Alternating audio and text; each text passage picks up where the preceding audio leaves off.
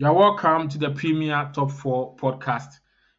This is the special episode for Manchester United versus Leicester City. And because um, this is going to be the last match before Ruben Amorim, the tactical genius, the savior that United fans are saying that he's going to save their team, bring them to the top four, bring them to where they deserve to be. So we are going to do a walk through the last match for Ruud van Nistelrooy, whom I think should have been given the job till at least the end of the season. So we are going to see how he fared and all that. And I was very, very, very mad at my Ghanaian players. They were so shambolic. I needed the banter. I needed the banter so hard, but it was not meant to be. My name is Chris, and I'm here with Michael, who is also a United fan, as you can see from his jersey. So, Michael, what was the lineup that Ruud van Nistelrooy, the last lineup for Ruud van Nistelrooy that he came up with? What was his lineup? Can you walk us through Yeah, that? so quickly, Andre Onana in post, it looks like the choosing one. So irrespective of what Batia is trying to do in training, and we've gone with the left and right back of Diego Dalot and Mazraoui, and we've gone with Matis Delit and Lisandro Martinez, and in the midfield, just like the Chelsea guys are doing now with Latvia and Caicedo, we have Ugarte and Casemiro protecting, fighting for Van Nistelrooy, doing the dirty work, and the three in the midfield supporting the attack is Amad, Bruno, and Rashford started ahead of Ganacho today, and Rasmus Holland topping for Manchester United on this great day. So it looks like some a certain team keeps, look, this Ruud van Nistelrooy uprising and all that. He's met a certain team from the championship twice, and he's battered them, and he's making it look like he's like the king and everything. What was the tactical, matchups in this match? Coach, I'm giving you 2 minutes. Rant. I'm not even going to interrupt. Two Yeah, minutes. What was the tactical move? I don't need to rant, but I'll do a very close comparison. So let's go to ETH starting from, because it's the same players, and you were saying, oh, maybe they look like it was small team. Don't forget we also played Chelsea. For the bad form that we're in, we have played Chelsea, and we've played Leicester twice in the cup and now in the league. So with Ten Hag, Manchester United tried to want to keep the ball, pass it around, and it's an act that they've not perfected, and we keep losing the ball in very critical areas. And also, if you see the attacking phase between the defense, the midfield, and the attack is very wide. So it looks like the midfielders and the attackers are going with the wing backs and leaving the defenders isolated. So even when the opposition is translating, especially the fact that we lose the ball, then there's an easy penetration coming straight to our defense or straight to Onana. And sometimes these errors cost us a lot, because when we lose the ball from those short passes behind, the midfielders have gone, and it allows the opponent to attack us. So we are facing a 3v2, a 4v3, or a 5 or 6v4. And it's really not good, because what the Hank's plan was to do is to attract the opponent and use Onana to play the long ball, which was not successful because Holland was not really winning all the possession. He's big, he's strong, but he's not that player that we know that will win all the first balls. But with Van Nistelrooy first, the players are compact, so you see the distance, they maintain the distance between the attack, the midfield, and the defense about 5 to 10 yards together, and they're all moving forward and they're all moving backward. The selection is there's no favor. So ETH bought a player in Ugat, but was bringing him from the bench. But you see, in Vanessa Resident, he has played all the games. People may argue that Meno is injured. Maybe he would have gotten a space there.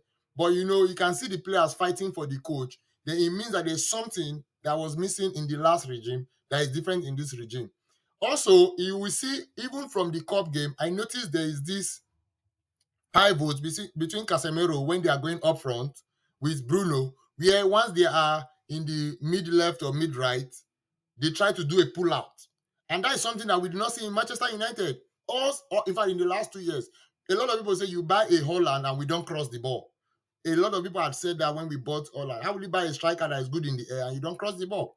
So crossing the ball also gives the opportunities not just for Holland, but for other strikers who are offensive in nature to attack the ball. And you can see that in the goal with Bruno today. You can see that in the first goal in the UEFA Cup. You can see that in the EFL Cup with Leicester City. Those pull-outs coming in, Casemiro getting their chances, Bruno attacking, and every other player that has the opportunity to get the chances to score. So that's been like it looks like a small tweak, but tactical difference.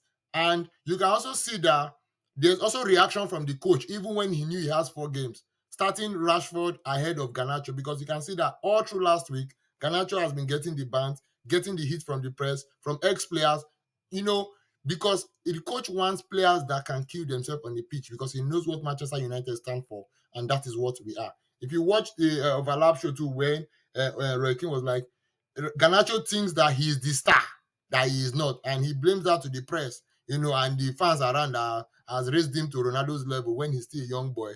And you can see that in his reaction today, he scored and he was trying to he showed less emotion because he has been the center of a lot of talks in the last week. Okay. So for me, I was very disappointed in the Leicester coach. Why am I saying that? Why do you put your right winger, who Enzo Maresca was using him in the Madueke position, and he excelled even better than Madueke. He's like he's your byline winger on the right. He's like the best that you can get, one of the best. That, though he's young, he'll be cutting in, crossing, and trying to score and all that. You put the person on the left, and he was virtually ineffective. And then when the game is almost lost, you bring him back to the right. And then the guy was not, he was all over the place. And any serious team who wants to do something in the Premier League, why do you have you as your main striker? Why? What happened? That's your Ghanaian brother that you are bantering. Oh no, this guy, every Ghanaian is tired of him. So I don't know why the whole Premier League team. I understand that maybe your striker may be injured or something, but why do you even start him as against United? Let me just put that one aside. So the first goal, coach, one run us through it. How did it happen? The first goal, coach, you're on mute. Coach, you're on mute. So with the Bruno's first goal, clearly you can see like with Mazraoui's, it looks like he's the most instrumental player for Manchester United right now because everything happens from his position. So clearing the space, creating the dummy run, and Bruno finding the cut in to take the shot. And if you also see, that was almost like a repeat. Though we are not talking about that, that was like a repeat for the Garnacho's goal. Bruno making that run across a dummy, and the defenders thinking he would pass, and created the space for Garnacho to play in the space. So the combination of Cassie, Mazraoui, and Bruno for that first goal was fantastic, and the runs for Mazraoui fantastic, and creating those chances. And you can see those flick passes. Amad, digging the ball back. There's apart from the goal, there was just a general flair in the team. The players trying to, do some flick and slice passes here and there. So pass into the space, back heel, cut into the position, take a good goal from Bruno, and the shot came with power. So blindside the goalkeeper couldn't see it on time, and great goal. Okay, so there was a chance for Leicester in the first half that ended up with Ndidi, where Ayew acted as a decoy, where he pulled the defenders towards him, and then Ndidi made the darting run, and then the pass came to him, and he squandered that chance. I think the new coach may be mistaken or misprofiling Ndidi. Why am I saying that? I talked about Ndidi's role in the Maresca's system the last time. Maresca had Ndidi helping as a 10 when they are attacking and then coming back as a DM or number 8 when they are defending because he knew he had the legs to do that. But he had another 10, so he had two tens. So even if Ndidi is not scoring or assisting that much, it's not really a problem in Maresca's system. But I don't understand why this new coach is in and he's basically playing Ndidi as a number 10. Meanwhile, you have one of the best number 8 or DMs in the world. What is happening there, coach? So I think Steve Cooper needs to look at that team again and I think do what he believes is the best because clearly coming into the club, he's going to look at what has made Leicester successful last year and trying to implement it. It doesn't work that way. So that's like, well, ETH was not doing well, but that is like, let's use an Anslot. Liverpool is a good team. Jurgen Klopp has his strategy, but you don't see Anslot coming to say, okay, this is what Jurgen Klopp was doing. Let's just continue and see how it works. No, you are a coach. You have high standards. You see players for what they are, what they can do in training, and you have your ideas and your philosophies. You come to the pitch and use them to play. You know, this what you are complaining is the first thing I saw when I looked at the Leicester lineup in the EFL Cup. And I'm like, what kind of midfield is this? You play Ndidi, you play Harry Winks, and you play like these are people that are known to be defensive, and you want them to attack. The moment they go forward, it's a problem for the defense, and that's why that particular cup game had a lot of goals because it looked like everybody in midfield was confused. Coming to this game, well, the almost the same approach, but you know, like you said, trying to play the Maresca's idea of championship. No, if you are a coach, Ndidi is a natural DM. Let him protect the midfield. In fact, his attack should end at the edge of the 18 yard, not inside the box, for no reason. Because you know, it's the same thing I'm telling you about Caicedo and Latvia. When they are going, there must be someone to protect you, and that is where Ndidi comes in. Because, like you said, he has the legs, he has the ability to intercept, you know, some of these passes and to contest for these balls physically. So when you were talking about the chance corner, in my head, I'm like, if you are not a goal scorer, you are not a goal scorer. And that is almost like the case of Gusto where you were mentioning. No matter how good a chance you have, sometimes you need a bit of luck if you are not confident in goal scoring. And Onana on the day too was able to, you know, cover his areas and indeed they couldn't, you know, find a way around the post. And that's the difference between the Haalands and the top strikers in the world, where they can find those spaces where nobody else is saying. So hard luck. Okay, so the own goal, which initially I thought it was Bruno's goal, I think it was all about Mazraoui. Talk about that man. Talk about him. Well, you know, in the last week podcast, I had the challenge with you, and even off record, we've continued the challenge all week, talking about Mazarawi's role in Manchester United, and it looks like we've gotten the best value for money from him, you know, in the team, and he understands his role first as a player. He's committed. I like players that take challenges upon themselves. So in a long time, we've not seen a player that is good going up front and coming back defensively. He has shown that he can do that well. He can walk. For me, I would say he looks like the first selection for Amorim that is confirmed because that is like a gold mine in that thing. Whether he's playing left or he's playing right, he's undisturbed, not perturbed. He's just he moves freely and he's enjoying the creativity because as a defender he can attack, he can strike the ball, and he has some footworks in him. So you see, it's a combination of everything, and he's not full of himself. You know, a lot of players come and they have this star boy attitude, and they are full of themselves, and they get messed up who have come to Manchester United. He's playing for Manchester United like he's playing for Crystal Palace. You know, giving the all, fighting like I've come here to win trophies, and if you guys want to mess up, maybe I will be here to try and do my own bit. And clearly, that was a good signing, and he's really shown his.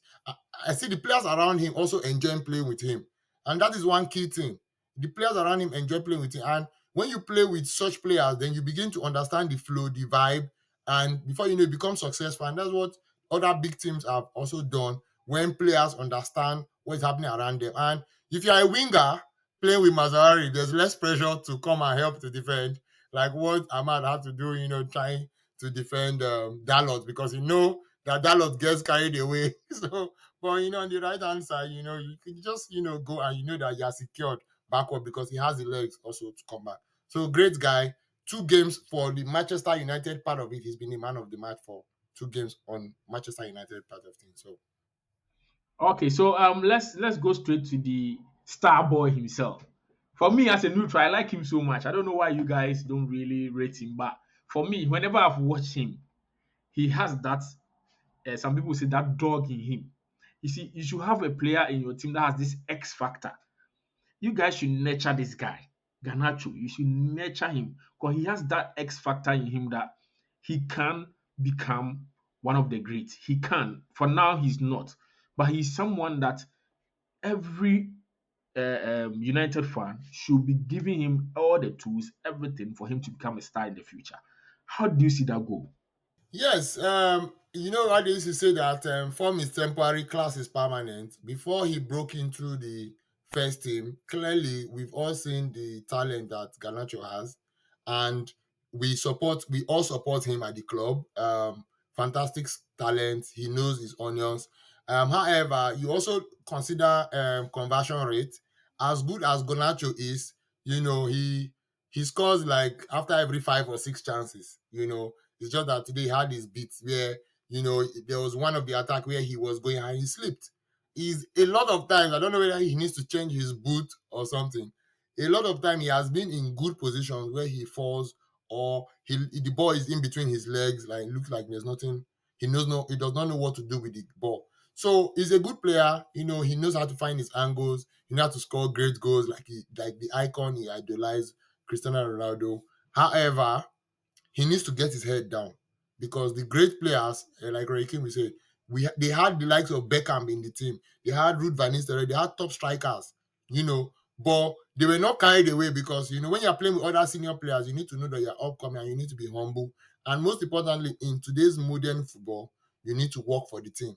And that is why in the last game when Casemiro screamed at him, people were like, "Oh, that is what when you have senior players that can control the tempo." No matter how good Garnacho is, you have a 5-time Champions League winner telling you that if you lose the ball, you walk back and mark or contribute to the team because that's what football is all about. You cannot just be up front trying to score and your team is back conceding.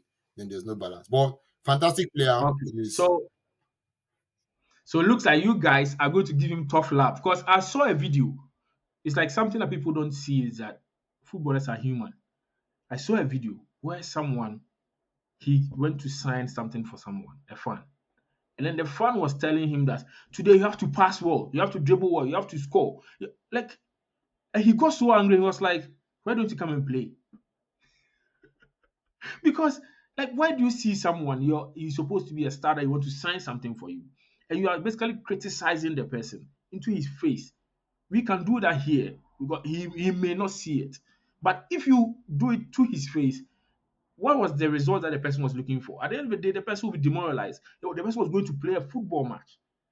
And if the person goes into the match thinking about all these things that is going on, all the noise and all that, and the person doesn't score, we the same fans will come again and batter the person and pull him down and all that. So I think he has an X factor in him.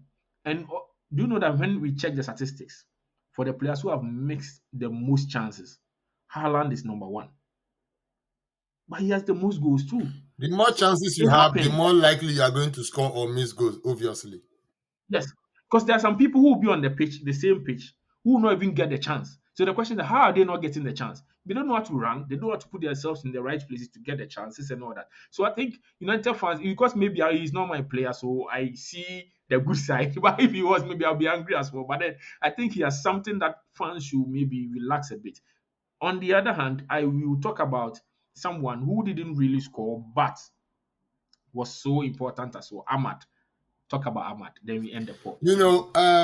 Earlier we talked about the Van Nistelrooy factor. When you've been in the club for so long and you understand the culture of the club, you fight for the badge. And Ahmad, with whatever has happened, has fought for the badge. And with this particular season, with the Hank saying, "Okay, you've gone for a couple of loan spells, you've done fantastically well. Come and show it in the club." But yet, you still remember what I was trying to say at the beginning of the podcast that he has not given these players their chances. So you can imagine under Van Nistelrooy, Ahmad has had two first team starts, not from the bench. So clearly, he is somebody that understands the culture and ready to fight for the badge, going in attack, joining the defense, fighting for the team, and bringing out results. And he had a couple of opportunities today to do one or two, but the goalkeeper saved the ball, and the defense had blocked some of these shots. So Ahmad is a fantastic player, and I don't know what Amorim will want to do with him, but clearly it looks like he's ready to fight for the shirt and do more. And football comes with confidence. More game time, more attempt, more trying to get to the score sheet. Then your spirit is lifted. So are United fans saying that Ruben Amorim is going to be handed the keys to a team that has been revitalized now and be ready to win games for him? Is that what you guys are saying? Well, when it comes to me being as a coach, I always used to say that everything is about the game. Before ETH came to the club, he came with his record. Amorim too is coming to the club. He's coming with his record, and there's even more pressure being that he's not just coming. He's coming at the time where he had just finished beating Manchester City, 4 goals to 1. But I think Amorim is also trying to defend himself. When coming to the club, trying to say, "Oh, I'm coming to a new club. We have to play with what we have. We have to change the system." He's already giving the ETH vibe. Honestly, it's late to say, but Manchester United should have given Ruud van Nistelrooy at the end of the season, even if you wanted to recruit a new coach, and see what Van Nistelrooy has to offer.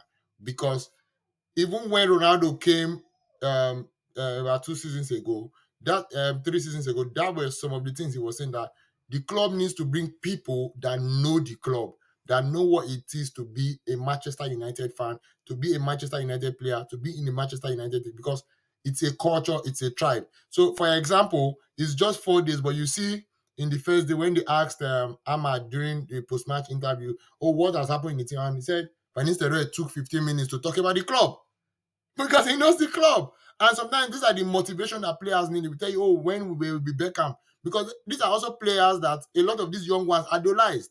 When we played with Roy King, when we played with you're talking from source. Even if he's not the main coach, you need somebody in the backroom staff that have worked in the club for years to also instill this on any player that comes. This is the great Manchester United, not just some club. We're not Salford FC. So what has happened is Amorim coming. We hope. I'm not excited. Some other people are excited because of his record, but I'm hoping that he would come with his tactical genius and not be like the philosopher that you guys like. Because I see what you've said. "Oh, let Amorim come and bring Manchester United down because we are doing well." Good. The luck for him also Okay. is that he has good fixtures to allow him settle. You come, your first game is Ipswich Town. You know, the first top game will be against Man City in December. So really, he has like 5 games to play around before his first top game. So he should have no excuses. Okay. So we will be there. We will be Be there when he ahead. starts. We will be we will be there. We will give him a special pod on his first match because we want to see what he will bring on board. So it's been nice talking to you guys. It's been nice having this conversation. United fans, let us know, is Amorim going to be the man to bring you back to the glory days or not? I want to see that in the comments. Like and subscribe. See you the same time next week. Bye.